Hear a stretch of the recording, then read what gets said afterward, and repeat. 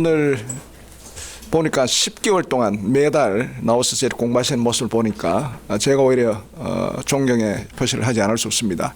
특히 이제 낮도 아니고 밤늦게 이렇게 공부하시는 모습을 보니 참 좋고, 사실은 어떻게 생각하면 우리 103세 살았던 김영석 교수님이 30년에 3번 공부를 해야 된다고 합니다. 그런데 대부분 사람들은 2번만 공부하고 나머지는 그냥 편하게 쉬시는데 그것이 정신건강에는 좋지 않은 것 같아요. 제가 내과학을 잘하는 분이 있는데 그분이 이제 뇌만 계속 연구하시는 분인데 대부분 대학의 교수님이나 또 정부의 뭐 높은 자리에 한 이런 분들이 치매 환자가 많이 생긴대요. 왜냐하면 치매 환자가 생기는 이유는 나이 들어서 공부를 하지 않기 때문에 뇌가 쪼그러든답니다. 그러면서 뇌가 약화되기 때문에 치매가 생기고, 대부분 나이 들어서라도 공부하시는 분들 오히려 치매가 생기지 않고 뇌가 자꾸 활성화되기 때문에 특히 암기 공부를 많이 해야 된답니다. 그래서 뭐 옛날에 어르신들 하투도 치고 뭐 또 숫자도 외우고 또 외국어 공부하는 거, 또 요즘은 노래방에 가면 노래 가사가 있으니까 그냥 보면 되지만 옛날에 다 외워서 노래하지 않습니까? 그래서 노래도 이제 외워서 노래하고 시도 외워서 하는 그런 것도 해야 되고, 또 제가 여기 와보니까 우리 합창단에 우리 계시는데 항상 제가 여기 오면은 합창에서는 그 고운 목소리를 듣는데 보니까 노래도 자꾸 하는 것도 노래 가사를 외워서 하는 거니까 대부분 치매 환자가 되지 않는다고 하는데, 하여튼 60 넘어서도 90살까지 계속 공부하시는 모습이 건강에도 좋고 지식도 쌓고 참 좋은 것입니다. 오늘 수료식이라 해서 제가 주제는 이렇게 정했지만 핵심적인 내용 중심으로 여러분들께 말씀을 드리도록 하겠습니다. 클릭을 하면 되는 모이죠. 사실은 참 안타깝습니다. 2차 대전 이후에 보통 우리가 이제 분단 국가를 하면 한 5개 국가를 분단 국가를 했습니다. 베트남, 예멘, 독일, 그리고 중국, 대만, 우리 남북한 이렇게 5개 국가를 했는데 세 나라는 이미 통일이 되었고 2나라만 이제 통일이 되지 않고 계속 언제 통일될지 하는 그런 상황이 있습니다. 그런데 이제 과거에 독일의 통일을 주도했던 사람들이 한때 한국에 와서 자기들이 통일되기 전에 한국에 와서 했던 얘기가 남북한이 동서독보다 먼저 통일될 것이다, 그렇게 이야기했어요. 그 이유는 뭐냐면 동서독은 1차 대전, 2차 대전을 일으켰던 전범국가이고, 그래서 전범국가이기 때문에 국제적으로 독일 민족을 어떻게든 힘을 강화시켜서는 또 전쟁을 일으키니까 이건 분단을 시켜놔야 된다. 그래서 독일은 국제법적으로 미국과 그 당시에 전성국인 소련과 영국과 프랑스가 독일을 인위적으로 분단을 시켰습니다. 이 나라는 이건 힘을 강화시켜서는 안 된다. 그리고 이 나라가 통일되려면 4대 강국이 서명을 내야 통일되도록 되어 있습니다. 그런데 남북한은 전쟁을 일으켰던 전범국가도 아니고 2차 대전 때 어떻게 전후 처리하다가 남북한이 분단이 됐고 6.25 전쟁이 일으켰는데, 남북한은 이와 같이 전범국가가 아니고 국제법적으로 분단될 하등 이유가 없기 때문에 남북한이 먼저 통일될 것이다, 그렇게 이야기했습니다. 그렇게 이야기한 사람이 누구냐면 서독에 70년대에 수상을 했던 브란트 수상입니다. 우리가 소위 말하는 동방정책을 했던 그 사람조차도 동서독이 이렇게 통일될 줄은 몰랐고, 또 당시에 동서독이 통일된 그 언저리에 총리였던 콜 총리도 동서독이 통일될 줄을 몰랐어요. 왜냐하면 그 당시에는 콜 총리는 폴란드에 가서 정상회담을 하고 있었습니다. 그럴 때 베를린 장벽이 무너지고 그 틈새를 이용해서 이때 내가 통일이 되어야겠다. 그때 콜 총리가 마음이 약해가지고 이거 뭐 적당히 또 지내지, 이런 동독 사람이 넘어오니까 당신들 이제 돌아가라, 이렇게 했으면 통일이 되지 않았는데 콜 총리는 그때를 이용해서 이때를 내가 통일을 해야 되겠다 해서 결국은 동서독이 통일됐는데, 그처럼 그런 이야기를 들으면 참 안타깝죠. 우리는 이미 통일을 되어도 몇 번이나 돼야 되는데 쟤는 못하는데, 제가 이제 통일부에서 근무하면서 사실은 뭐 가장 때부터 우리 1천만 이상가족위원회하고 인연이 돼 지금까지 식구처럼 이렇게 같이 지내고 항상 오면 마음이 편합니다만은, 그동안 계속 저도 언제 통일될까 이렇게 생각해 보면서 90년대 중반에 이제 제가 외부에 인터뷰를 하면서 우리나라는 언제쯤 통일될까 할 때 미래 예측하는 게 참 힘들거든요. 사실은 사회과학자들 중에 미래 전망에서 제대로 맞춘 사람이 사실은 없습니다. 왜냐하면 10년, 20년 지나면 옛날에 무슨 말 했는지 모르기 때문에. 그런데 저도 그때 한 2010년 정도 되면 남북한의 통일은 안 하지만 통일과 가까워지는 시대 정도는 되지 않겠느냐 했는데, 지금 남북한이 꽁꽁 얼어보시니까 저도 참 엉터리 예언을 한 거죠. 사실은 뭐 실력도 안 됐지만. 그런데 이제 지금 돌이켜 생각하면 결국은 보니까 여기 계신 분들이 뭐 모든 면에서 저보다 인생이나 모든 면 선배이시지만 제가 이제 지금 이제 55년생이니까 집 나이로 68입니까? 그런데 제의 지금의 판단은 결국은 통일은 사람이 노력하고 하늘의 뜻이 있어야 된다 하는 그런 제가 나름대로 결론을 냈습니다. 그런데 대부분 유명한 석학들은 미래에 대해서는 하늘이 정하는 것이지 인간이 정하는 게 아니라고 항상 겸손한 석학자는 그렇게 해요. 제가 겸손해서 그런 것이 아니라 제가 보니까 사실은 미래의 앞일은 참 알기는 힘들 것 같아요. 그러나 미래의 앞일이 어떻게 될지는 모르겠지만 우리의 인간으로서는 최대한 노력하는 수밖에 없다. 해야 된다 하는 그런 생각을 하는데 오늘 분단국가의 통일 사례는 보통 우리는 통일될 때까지를 주는 목적으로 통일 언제 돼야지 이렇게 생각하는데 이 베트남이나 예멘이나 독일이나 통일됐던 나라의 분단에서 통일로 갈 때까지 그리고 통일 그 시점에서 어떻게 해야 되는지 또 통일 이후에 어떤 결과가 왔는지를 함께 보면은 우리의 생각이나 폭이 넓어질 수밖에 없습니다. 그런 의미에서 제가 자의를 해보면 우리가 비록 아직까지 통일되지 않았지만 베트남이나 예멘이나 먼저 통일한 나라들의 전체를 우리가 공부를 함으로써 우리 미래에 어떻게 준비해야 될 것을 교훈을 얻을 수 있는 그런 기회가 아닌가 그런 생각을 해봅니다. 베트남은 우리가 해야 될 그런 통일의 방식은 아니죠. 왜냐하면 이제 북한의 공산 세력인 월맹이 월남을 자유진영의 월남을 무력으로 점령했고 공산화 통일을 했기 때문에 우리가 원하는 것은 아닙니다. 그럼에도 불구하고 우리가 항상 이제 교훈을 삼을지 않습니까? 우리가 이제 항상 이야기할 때 이제 베트남이 망한 것은 미군이 철수했기 때문에 그렇게 했다. 이런 얘기만 주로 많이 해서 우리도 미군 철수하면 절대로 우리가 북한에 잡아먹을 것이다. 이렇게 하는데 그것도 중요한 이슈 중에 하나지만 그거 외에도 우리가 폭넓게 생각할 것이 많습니다. 사실은 엄게 생각하면 비록 월맹은 공산 세력이지만 거기에 지도자인 호지민은 사실은 아주 청렴하고 뭐라 할까 민족주의자고 통일을 위해서 정말로 순수하게 일했던 사람이었습니다. 그런데 자유진영인 베트남에는 티우 대통령이라든지 그 전에 군사정권이 있다는 게 다 부패했어요. 미국이나 우리나라 그렇게 지원해줘도 전쟁해서 이길 의지가 없는 거예요. 그리고 내분이 심했고 그리고 자체 내에 월남 내에 공산 세력이 독자적인 공산 세력의 임시정부가 있었습니다. 그러니까 전적으로 말하면 북쪽에도 자기 적이 있고 남쪽에도 내부 적이 있으니까 싸움에서 이길 수 있겠습니까? 그래서 스스로 전쟁할 의지도 없고 그래서 처음에는 미국도 거기 들어갈 때는 자기가 이기려고 생각했습니다만은 미국도 결국은 포기를 하고 철수하게 됐죠. 왜냐하면 미국의 젊은 청년들이 해외에 나가서 다른 나라를 위해서 참 목숨을 바쳐 사는데 대부분 미국 사람들은 한국 전쟁도 어떻게 생각하면 승리를 하지 못했지만 한국 전쟁 그래도 뜻깊다고 생각해요. 왜냐하면 대한민국을 살렸고 그 대한민국이 지금 이렇게 세계 속에서 자유진영 국가로 잘 하고 있으니까 미국 사람들한테는 2차 대전 이후에 미국이 다른 나라에 가서 참전해서 그래도 6.25 전쟁은 의미 있고 가치 있는 전쟁으로 하는데 베트남 전쟁은 밑바인도에 물밖에였거든요. 그러니까 미국 젊은 청년들이 반전운동을 데몬스트레이션 하는 거예요. 미국은 4년마다 대통령을 뽑는 정권이 바뀌는 거니까 대통령도 국민들이 그렇게 원하지 않고 젊은 청년들이 값없이 희생을 당하면 계속 할 수가 없는 거예요. 그래서 불가피하게 미군 철수를 하면서 그냥 미군 철수할 수 없지 않습니까? 어쨌든 미국 입장에서도 자유진영인 월남이 공산 세력인 월북에 먹히는 건 막아야 되니까 그래서 파리 평화협정을 맺으면서 이제 다 철수한다. 그리고 서로 평화적으로 이걸 해결한다 했지만 미군을 철수시키고 나서 월명은 기습적으로 월남을 무력 통일해서 공산화 통일을 했습니다. 그런데 문제는 공산화 통일화되는 것도 그렇지만 그 이후의 과정을 보면 제가 참 섬찟하다는 생각이 들었습니다. 한때 이제 우리 이용종 기자님도 그때 우리 민주평통하고 지금 이제 통일된 베트남은 지금 경제는 개혁개방 체제지만 정치 체제는 사회주의 체제예요 지금은. 그래서 사회주의 체제는 엘리트들이 거기 사회과학원의 엘리트들 뭐 사회과학원 뭐 자연과학원 이런 식으로 과학원의 엘리트들이 이제 거의 다 있는데 우리 민주평통하고 사회과학원하고 합동으로 세면을 냈습니다. 어떻게 생각하면 대단한 발전이죠.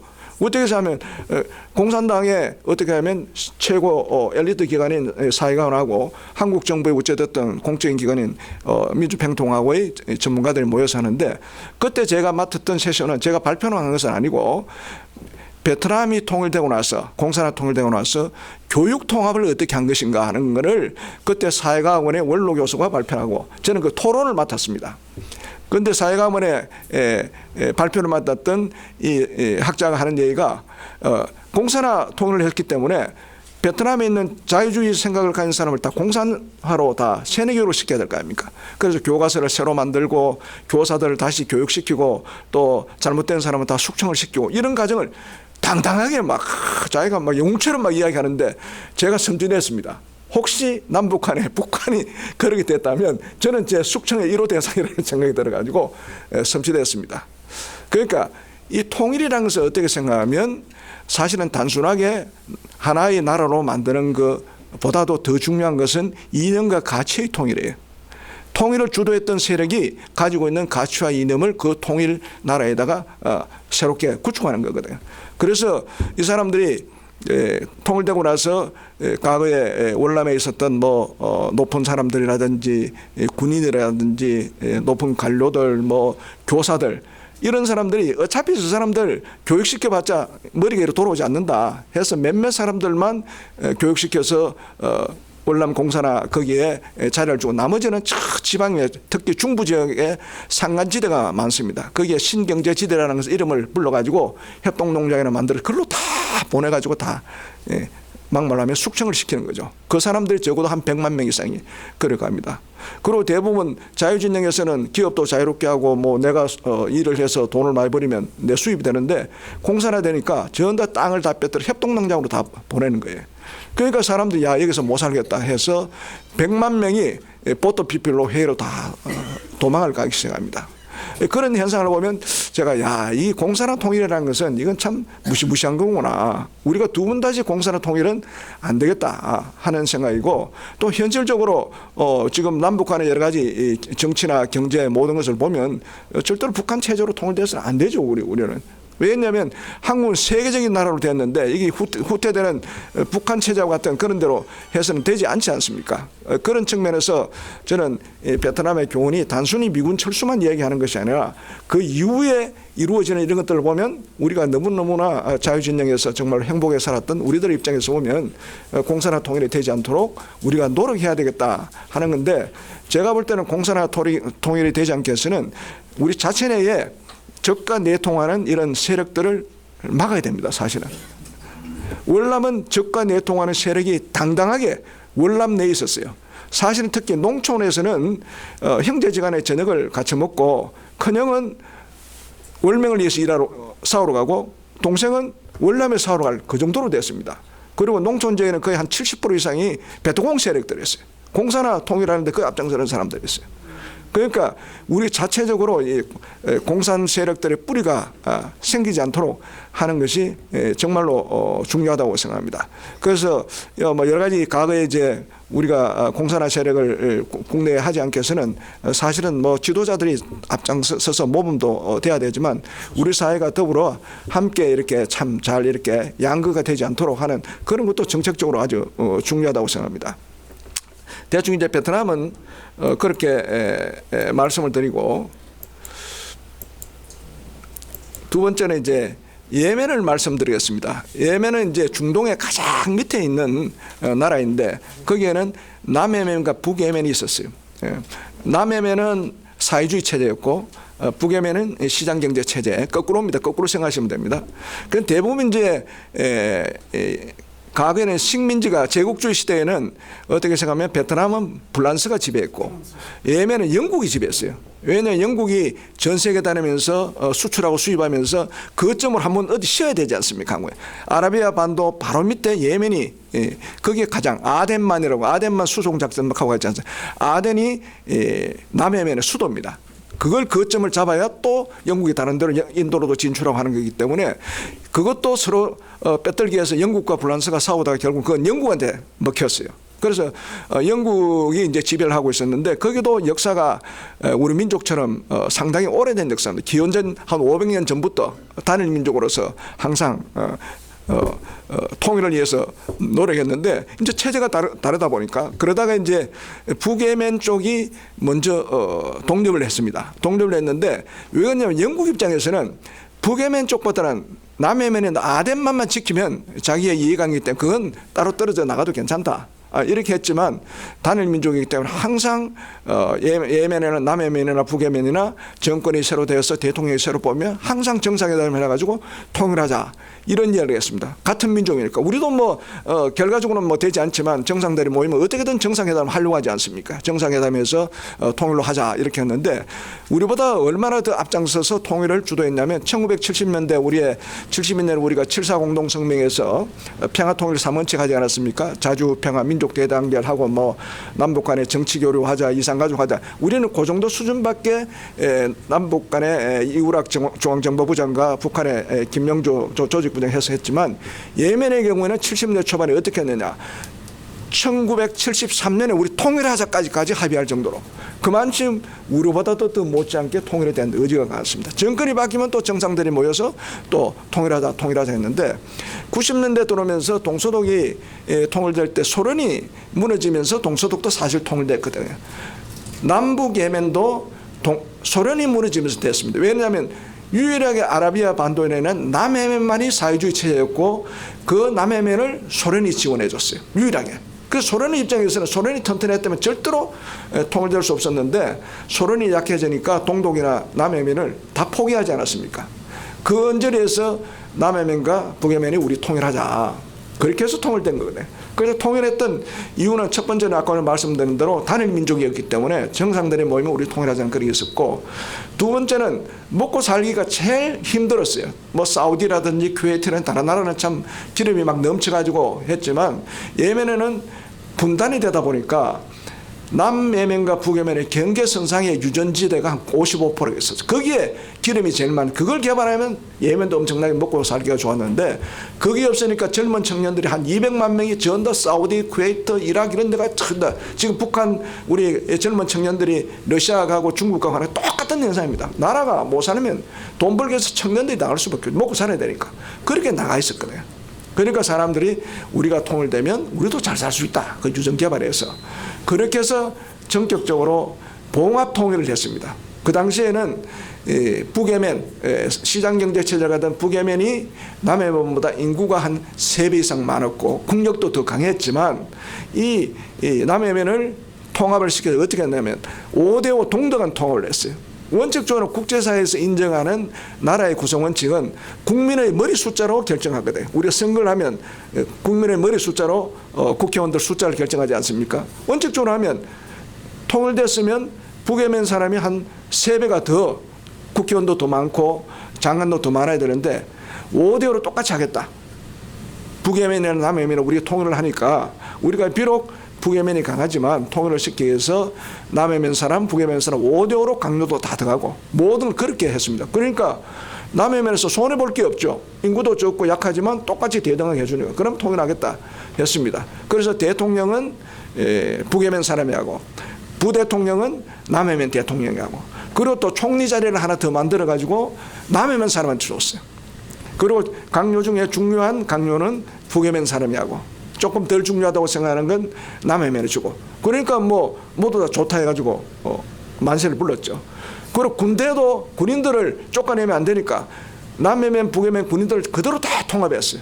그런데 이게 이제 화학적으로 섞어버려야 되는데 빨리 통합을 하기 위해서는 남예멘 군대와 북예멘 군대를 섞지 않고 예컨대 대대가 있으면 1중대 2중대는 북예멘 군인들로 서열을 매기고 그 다음에 3중대 4중대는 남예멘 사람 이렇게 하고 그리고 지휘관은 이제 북예멘 사람이 하고 부지휘관을 하나 만들었어요. 그래서 그 남예멘 지휘관이 하고 그런데 옛날에 같이 했던 자기 지휘관의 말을 듣지 편지는 걸 됐지만 북예멘 지휘관이 남예멘 군인들 하면 남예멘 군인들이 북예멘 지휘관을 듣지 않는 거예요. 또 남예멘 부지휘관이 북예멘 병력들은 지휘하면 안 듣는 거예요. 그러니까 이 군대가 이제 돌가루 군대가 되는 거죠. 이 통합이 안 되는 거예요. 그러니까 뭐 지리멸렬하게 되고, 그러다가 이제 더 결정적인 것이 우리가 중동에 보면 수니파다 시아파다에서 같은 이슬람이지만 좀 다르고, 비록 남예멘이 사회주의 체제지만 영국이 지배를 했기 때문에 사회적인 문화는 남예멘이 더 선진화되어 있었어요. 특히 여성에 관한 문제에서 여성의 인권은 남예멘이 더 되어 있습니다. 그래서 남예멘의 여성들은 대학을 나오면 어디든지 다 취직을 할 수 있었지만 북예멘은 오히려 이슬람 교리가 더 강해서 여성들이 대학을 졸업하면 취직을 공무원에 한해서 소수만, 나머지는 직장을 못 갖게 만들었습니다. 그리고 북예멘은 일부 다체제였어요. 적어도 이슬람은 남자 한 사람이 4명까지, 돈만 있으면 4명까지 결혼을 할 수 있거든요. 그런데 남예멘은 일부 일체적으로 했습니다. 이렇게 하고, 그리고 대부분 이제 북한도 마찬가지지만 사회적인 스트레스가 많이 쌓이면 대부분 무슨 뭐 담배를 피운다든지 술을 먹는다든지 뭐 이런 거거든요. 거기도 스트레스가 많이 차니까 거기에 나무 잎사귀에 까트라는 마약성 성분이, 환각제 비슷한 성분이 있었습니다. 그런데 북예멘에서는 그걸 하게 했습니다. 그 대신 술은 못 먹는다, 이렇게 됐죠. 그런데 남예멘은 영국의 문화를 받아가지고 마약 성분이니까 그런 건 절대로 법으로 금지하되 술은 먹을 수 있다. 그 사회 문화가 다 다른 거예요. 이걸 갑자기 통합을 시키면 되게 혼란이라는 거죠. 그러다가 이제 결정적인 문제가 뭐냐면, 이제 하나의 국가로 되었으니까 선거를 할 거 아닙니까? 과거에 북예멘이 1당이었고 남예멘이 제2당이었는데 시간이 흐르니까 제3당이 하나 생긴 거예요. 생기지 않겠습니까? 새로운 정치 세력이. 그래서 이제 우리로 말하면 국회의원 선거를 하는 거죠. 그때 제2당인 남예멘에서 생각할 때 우리가 2당 이번에 될 것이다, 모두 다 그렇게 생각했는데 선거를 내보니까 민심이 그렇지 않은 거예요. 북예멘이 1당 그대로 되고 제3당이라는 새로운 세력이 2당이 되어버린 거예요. 그리고 남예멘의 2당이라는 세력이 제3당으로 소수정당이 되어버린 거예요. 그러니까 남예멘 사람들이 권력이 약화되지 않습니까? 그러니까 남예멘 사람들, 대통령이나 남예멘 되는 사람들, 우리 당했다 이거. 결국 우리를 이렇게 해서 다 잡아먹구나 해서 분리선언을 합니다. 북예멘은 못하겠다. 그러니까 통일된다고 해서 그대로 통일이 가는 것이 아니라 또다시 분리될 수 있다. 통일 이후에 이 가정이 잘못되면은 또다시 분리될 수 있다는 것에서 분리됩니다. 1990년에 통일해서 93년 6월 달에 다시 분리됩니다. 그러다가 94년에 그때 북예멘이 힘이 강하니까 무력으로 진압해서 통일을 시킵니다. 그때가 이 살레 대통령인데, 살레 대통령이 또 통일시키고 난 다음에 잘했으면 좋은데 워낙 이 독재 정권이 하다 보니까 살레 정권이 또 오랫동안 한 2, 3년 전에 살레 정권이 물렀었거든요. 그러니까 경제는 다 어렵죠. 그리고 유전 개발도 제대로 안 됐어요. 그래 해외에 나간 200만 명이 우리 통일돼서 이제는 먹고 살 수 있다, 조국으로 다 돌아왔다면 이제 잘 살 수 있다, 우리가 왜 이국 땅에서 고생하면서 사느냐, 이제 통일됐으니까 잘 살겠다는데 유전 문제도 개발되지 않았어요. 그 당시에 국제 경제의 영향을 받아. 그러니까 젊은 청년들이 실업자가 더 많이 생기고 사회 불만이 더 생기고, 그러니까 통일해도 별 효과가 없는 거예요. 통일이라는 것은 잘 살기 위한 미래의 비전을 줘야 되는데 오히려 옛날보다도 더 못 살게 되는 거죠. 이런 형태가 되니까 통일을 통해서 우리가 통일한다고 반드시 모든 것이 잘 되는 건 아니다, 예민으로 보면. 그리고 그대로 통일시키기 위해서 강제봉합해서 그렇게 지나가는 것이 반드시 성공적인 통일을 할 수 없다는 것을 우리가 교훈으로 삼을 수 있기 때문에 통일 이후에 어떻게 사회 통합, 경제 통합, 정치 통합을 잘 해 나갈 것인가 하는 것도 통일되기 이전에 잘 준비해서 해야 된다는 교훈을 얻을 수가 있습니다. 그 독일의 경우입니다. 독일의 경우에는 보통 우리가 성공적인 통일이라고 합니다. 평화적으로 되고 민주적으로 되고 피 한 방울 안 흘리고, 인류 역사상에 다른 나라를 같은 민족이지만 점령을 해서 피 한 방울 흘리지 않고 민주로 된 사례는 거의 없어요. 어느 나라든지 같은 민족 내전을 하더라도 사람이 많이 죽지 않습니까? 우리 과거에 고구려, 신라, 백제 싸울 때도 다 전쟁에서 다 하고 누구나한테 숙청당하거나 피 흘리는 그런 내전이 있었는데, 동서동 그게 없었으니까 이건 어떻게 생각하면 대단한 역사의 경험으로 봐서는 대단한 거예요. 그래서 우리는 우리도 동서동 좀 돼야 되지, 그렇게 되면 얼마나 좋겠냐 하지만 사실은 우리에게는 그렇게 되기 위한 조건이 동서동보다는 훨씬 약하고, 그리고 동서동이 통일되었다고 해서 그러면 반드시 지금은 좋아졌지만 반드시 좋아졌냐, 그것만은 아닙니다.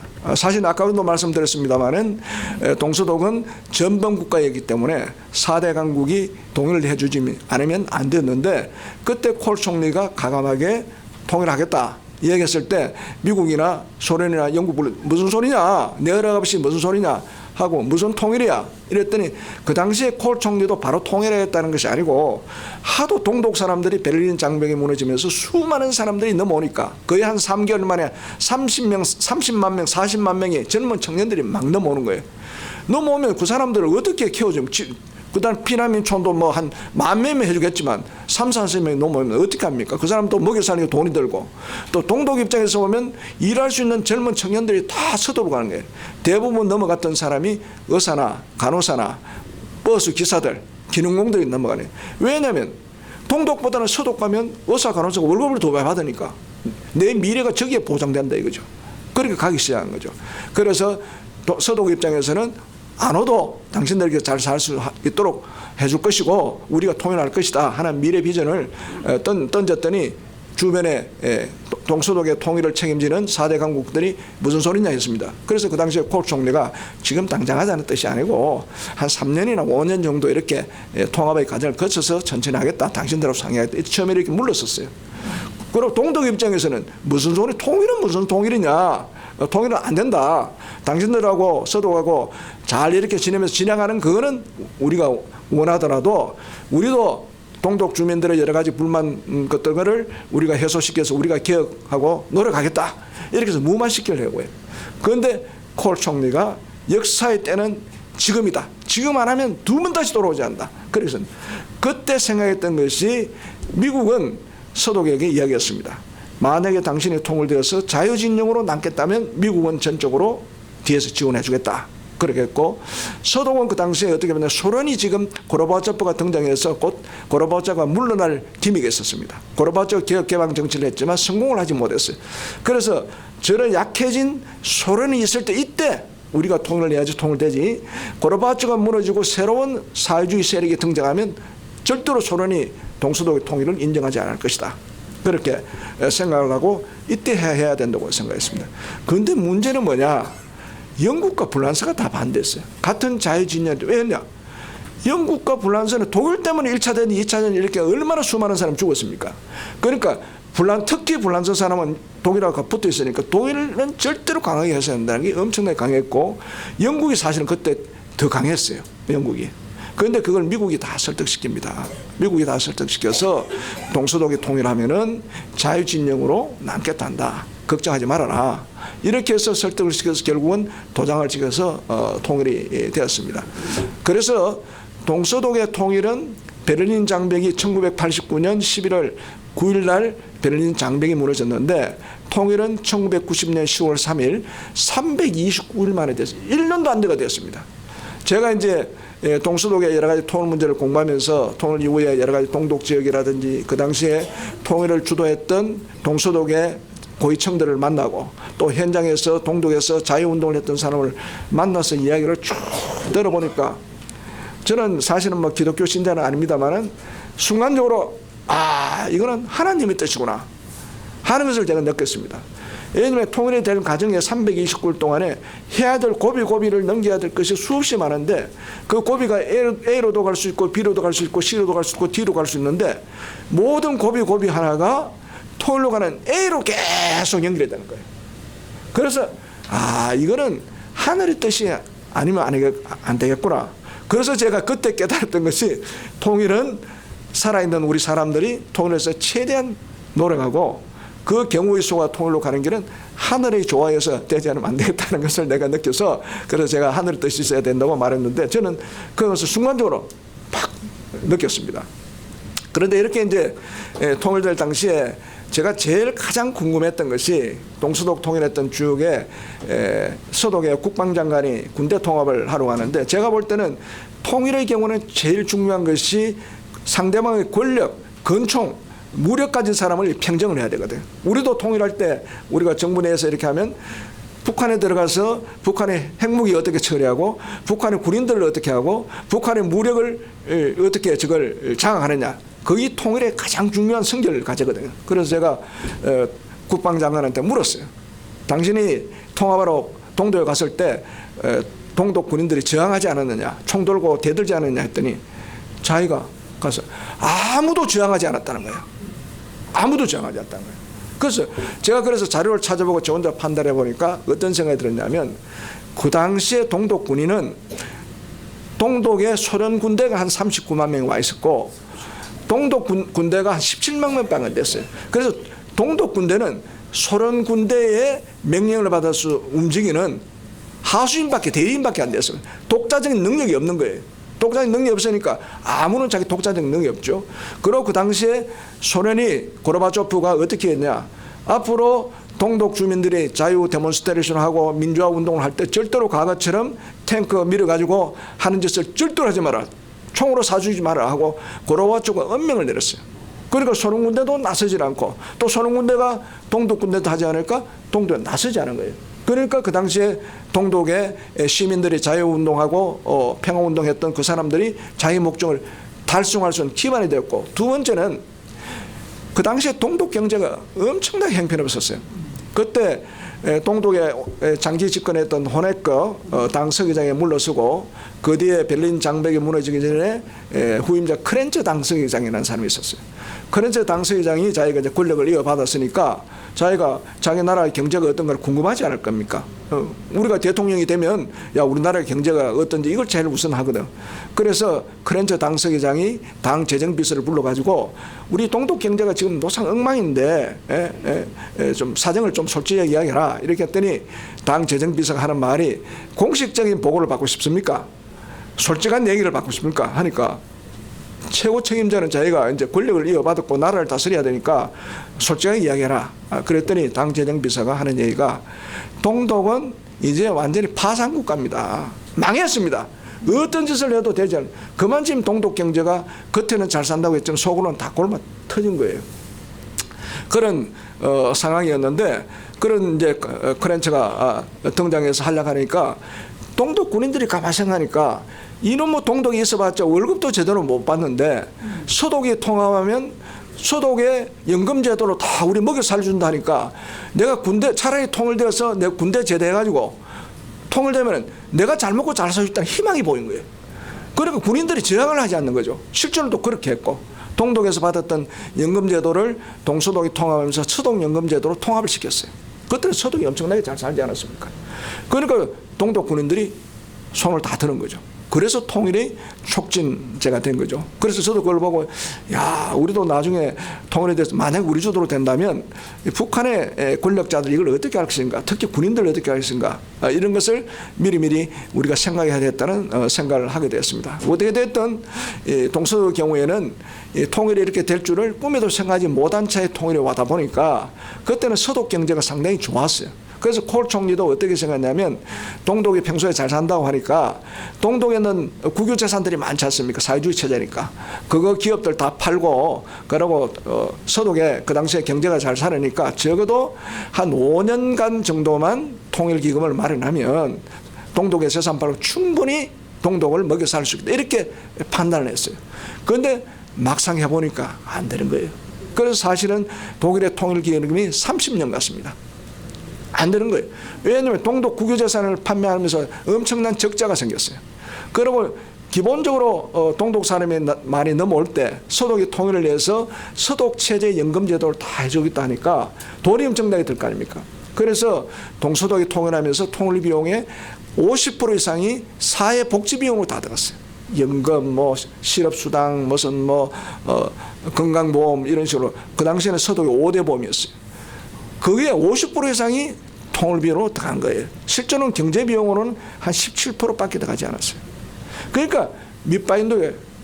그래서 초기에는 사실 한 10년간은 통일된 경제가 이렇게 밑으로 꼬라박았습니다.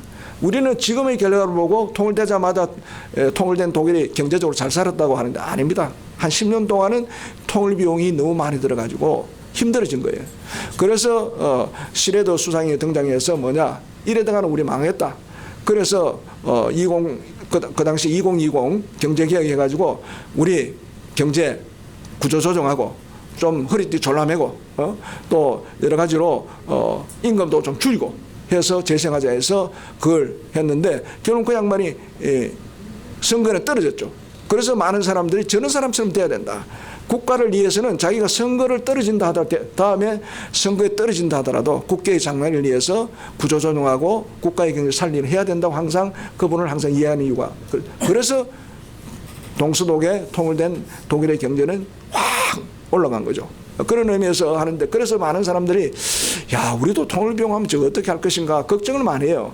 한때 김대중 정부나 노무현 정부 때 워낙 언론에서 통일비용이 많이 들어간다니까 거기 겁이 나서 야 우리 지금 우리 경제는 통일하면 큰일 난다 이렇게 해서 사실은 우리가 통일비용에 대해서 약간 오판한 측면도 있습니다.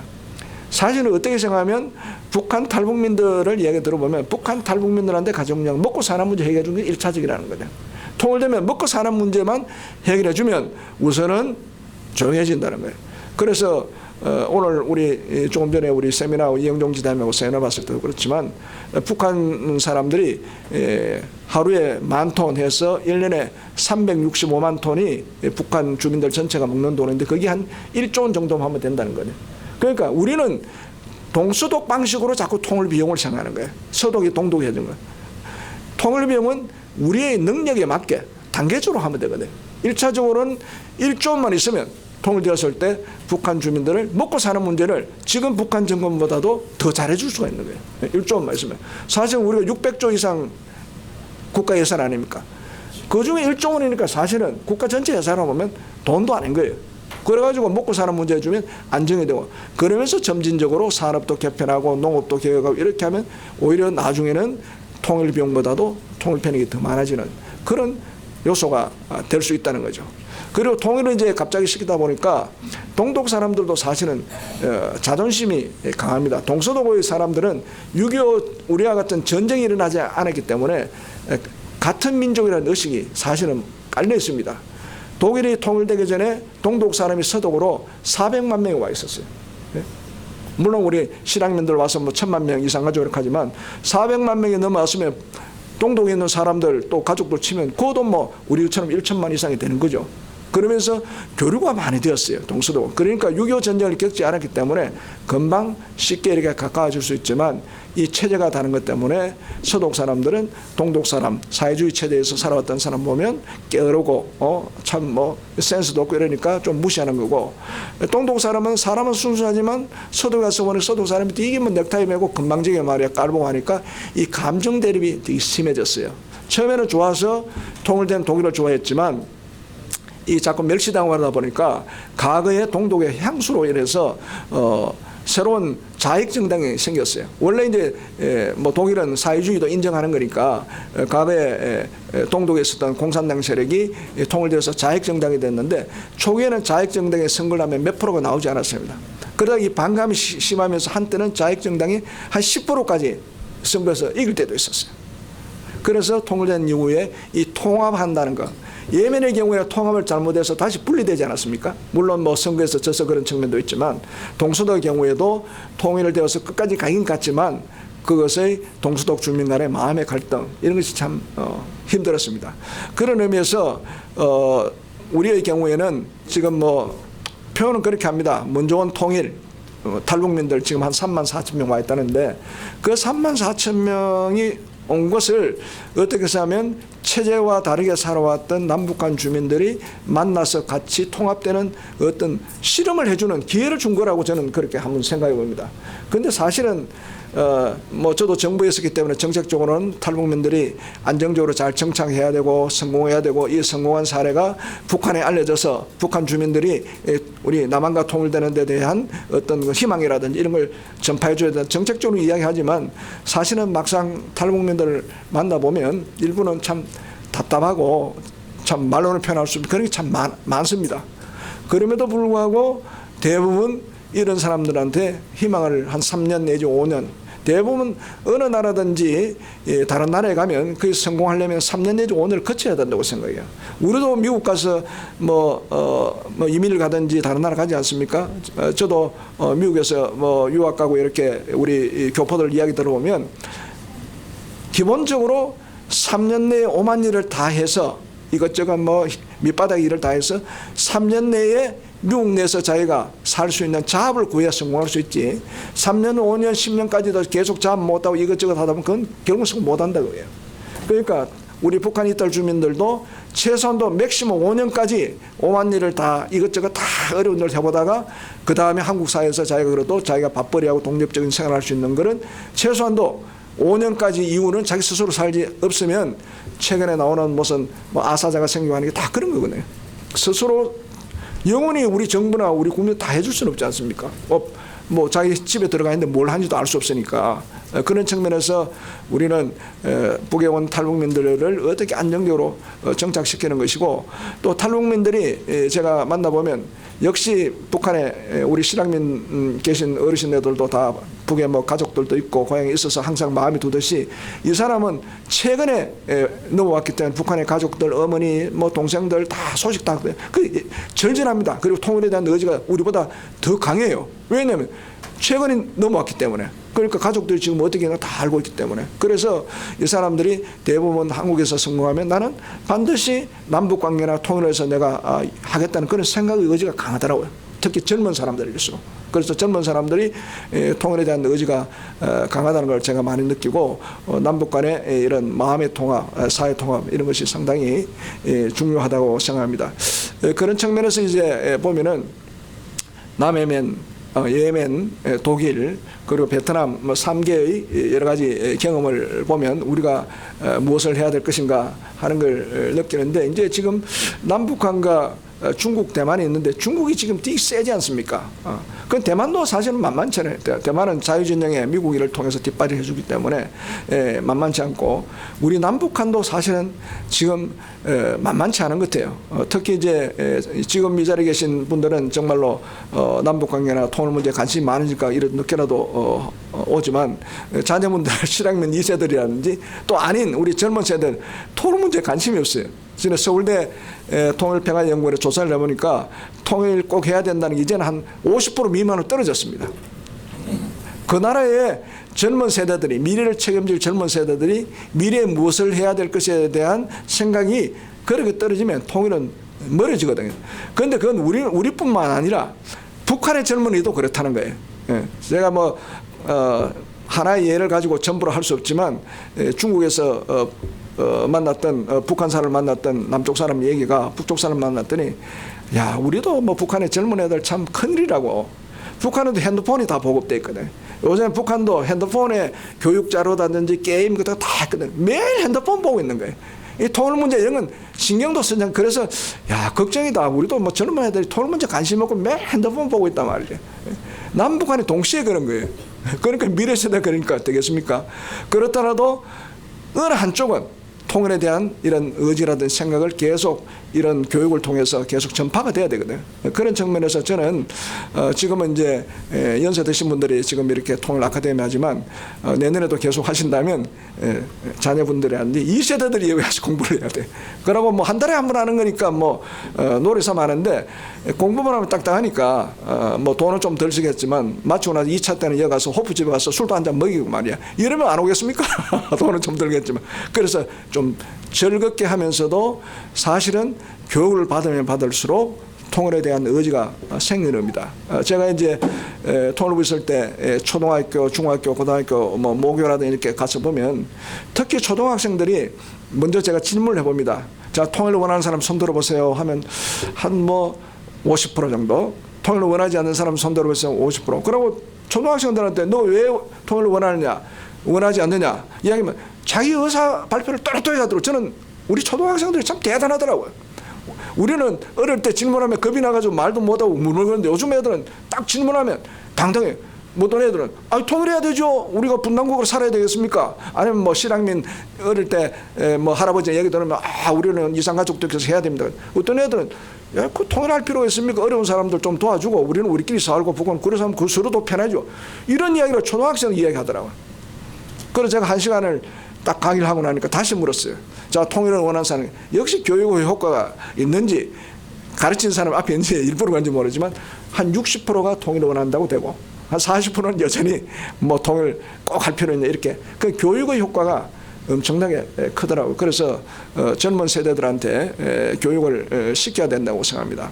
그래서 저는 아까도 말씀드렸지만 제 개인적인 이제 뭐라 할까 뭐 깨달음이랄까 이런 거는 우리가 통일을 위해서 노력하되 하늘의 뜻이 같이 와야 된다는 걸 비유해 보면 우리는 항상 준비하는 마음으로 준비가 되어 있어야 되고 그 때가 왔을 때 독일의 경우도 그 때가 왔을 때 콜이 그것이 통일의 때라고 깨닫지 못했다면 동서독 통일되지 않았어요. 그런데 콜 총리는 지금 이때다고 판단한 거지. 최고 통치자 그리고 나라의 엘리트들이 지금 이때 통일하지면 안 된다는 이런 판단 능력이 있었어요. 그런 기회가 우리에게도 왔을 때 딱 그걸 차고 들어가야 되는데 그러려면 그때는 나라의 지도자와 국민들이 똘똘 뭉쳐가지고 이 위기를 극복을 해야 됩니다. 극복하고 나서 그 다음에 가정은 제가 말씀드린 대로 예멘의 사례라든지 동서독의 사례라든지 베트남의 사례의 그 이후에 가정들을 우리가 평소에 전문가들이 잘 준비해서 정부도 준비해서 자연스럽게 잘 정착되도록 노력하면 결국은 통일의 국가는 미래 비전은 좋게 나타나는 그런 현상을 우리가 기대할 수 있겠다. 그런 말씀 드립니다.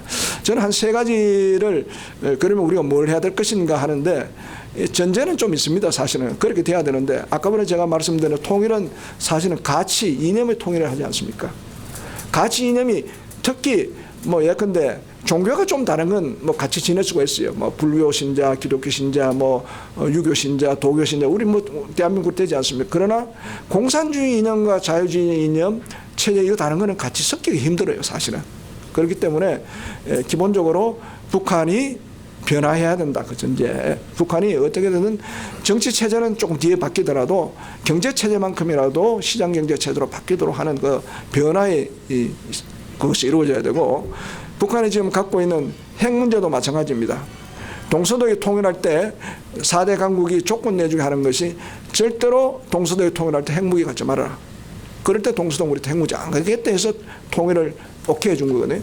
핵무기를 가지면 절대로 통일하기가 힘듭니다. 그러면서 핵무기를 반드시 없애도록 노력해야 돼. 물론 북한의 입장에서 전문가들 핵 포기 쉽게 하지 않을 것이라고 이야기하지만 안 한다고 해서 우리가 그대로 놔둬서는 방치해서는 되지 않습니다. 어떻게든 북한의 핵 문제 해결하고 북한의 변화를 촉진하는 일을 정부나 또 NGO라든지 해야 되죠. 노력해야 되죠. 목표를 위해서. 그러면서 이제 그 밑바닥의 전제가 우리나라의 국력이 계속 강해야 되겠다. 국방력과 경제력이 강해야 되겠다. 사실은 국방력은 사실은 뭐 북한이 핵무기 가져서 우리가 뭐 야 우리는 졌다 하지만 국제적으로 군사 전문가들이 이야기한 것은 한국의 국방력이 세계 6위라고 봅니다. 6위 내에 7위. 우리 무기도 옷에 대단하지 않습니까? 우리 방산 무기를 수출할 정도가 돼 있으니까 우리도 대단한 거죠. 그러나 이제 이 예산이 계속 투입돼야 되는데 우리나라 복지 비용이 너무 많이 드니까 국방력이 자꾸 떨어지는데 조금 이제 윤석열 정부 때 국방 예산을 조금 늘린다고 하는데 이 국방 경제가 우선 튼튼해야 되고 두 번째는 제가 항상 이야기하지만 남의 나라가 우리 운명을 결정하는 것이 아니라 우리가 스스로 우리 운명을 결정하겠다고 해야 남의 나라가 도와주는 것이지. 그래서 이 뭐라 할까 민족 자결주의입니다. 동서독이 통일했을 때 콜 총리의 외교보좌관 미국으로부터 키신저 같은 역할을 했던 콜 총리의 텔칙보좌관이 있었어요. 저희들이 이제 여러 가지 세미나도 만나면서 제가 텔칙보좌관을 이야기를 했습니다. 왜냐하면 그 당시에 미국과 소련과 영국과 프랑스를 다 설득시키는 외교 노력을 했던 얘기를 듣고 그 당신들은 미국이나 소련이나 다른 어떻게 설득했냐 했더니 자기 말은 그렇게 하더라고요. 미국이나 소련이나 영국이나 프랑스 만날 때 상대방이 어떻게 생각할 것인가를 스스로 주눅이 들어가지고 꽁꽁 알고 이러지 말아야 이거지. 당당하게 내 생각을 이야기해야 된다는 거예요. 그래야 상대방이 내 생각을 정확히 하고 설사 자기 생각하고 맞지 않다 하더라도 내 생각을 하면 자꾸 설득시켜야 되듯이 한국도 당신이 통일해야 될 의지, 생각 이거를 자꾸 미국이나 중국이나 일본이나 소련이나 당장 안 들어주더라도 우리는 통일해야 된다고 설득시키고 하는 노력을 당당하게 하라는 거죠. 그래야 된다는 이야기를 하더라고요. 거기 일종의 민족 자결주의와 통일 외교라는 거죠. 그러니까 주체가 튼튼하게 스스로를 강하게 만들고 주변 국가를 설득시키려고 해야지 주체가 스스로도 허물허물하고 강하지도 않고 오히려 상대방에게 먹힐 정도로 체제가 되면 그건 먹히는 것이고 또 주변 국가들한테 당당하지 못하고 뭐 눈만 끔덕끔덕하면 누가 만들어주겠습니까? 그래서 저는 자강력과 민족 자결주의와 그리고 통일외교 이 노력을 특히 우리 정부나 우리 사회 지도층들이 그런 의식을 갖고 해야 된다고 생각합니다. 물론 이제 뭐 통일 문제나 교육 문제는 누구라도 다 한 소리 다 할 수 있지만 저는 어떻게 생각하면 여기 1천만 이상 가족위원회에 우리 국회의원들 정부의 강요들 여러 불러가지고 교육 10주간 이 교육 한번 시켜가지고 정신 좀 차리도록 했으면 좋겠다는 생각으로 제 강의를 마치겠습니다. 감사합니다.